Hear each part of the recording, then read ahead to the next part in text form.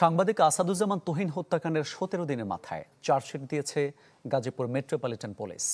সংবাদ সম্মেলনে এই তথ্য জানান উপ পুলিশ কমিশনার রবিউল হাসান। জানান কেটু মিজান সহ গ্রেপ্তার ৮ জনের বিরুদ্ধে অভিযোগপত্র আদালতে জমা দেওয়া হয়েছে। সংবাদ সম্মেলন শেষে সাংবাদিক তুহিনের স্ত্রী বলেন, যে ভিডিও করার জন্য তুহিন খুন হলেন সেই ফোন দুটো উদ্ধারেই ব্যর্থ হয়েছে পুলিশ। আসামিদের দ্রুত সর্বোচ্চ শাস্তির দাবি জানান তিনি। পুলিশের দাবি, ফোন দুটো বন্ধ থাকায় তা এখনো উদ্ধার করা সম্ভব হয়নি।